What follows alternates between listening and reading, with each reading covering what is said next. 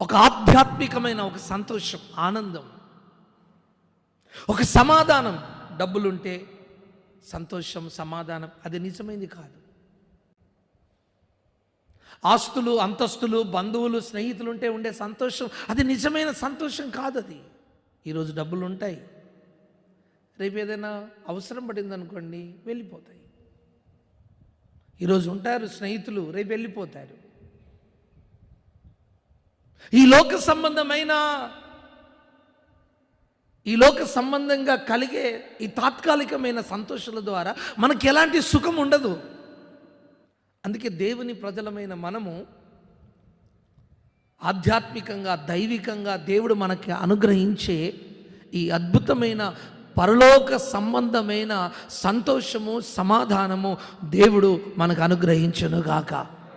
అది ఎలా మనకు కలుగుతుందంటే ఆయన మాట వినడము ద్వారా. ఆయన మాట వినని వారి జీవితంలో, క్రైస్తవులైనా వారి జీవితంలో సమాధానం ఉండదు.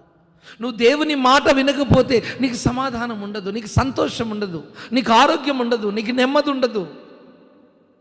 నువ్వు దేవుని మాట విన్నప్పుడే నీకు ధైర్యం ఉంటుంది. నేను దేవుని మాట విన్నాను, నేను దేవుని చెప్పినట్టుగా నడుస్తున్నాను, ధైర్యం. నీకు దేవుడు చెప్పినప్పుడు నువ్వు నడుస్తున్నా నీకు ఏదో నష్టం జరిగిందనుకో, ధైర్యం. ఎందుకు ధైర్యం? నాకు నష్టం జరిగినా నా నష్టంలో నుంచి, నా కష్టంలో నుంచి నా దేవుడు నన్ను పైకి లేపుతాడు. ఎందుకు? నేను దేవుని మాట ప్రకారంగా నడిచాను, జీవించాను, ప్రవర్తించాను అన్న ధైర్యం ఉంటుంది. ఆయన మాట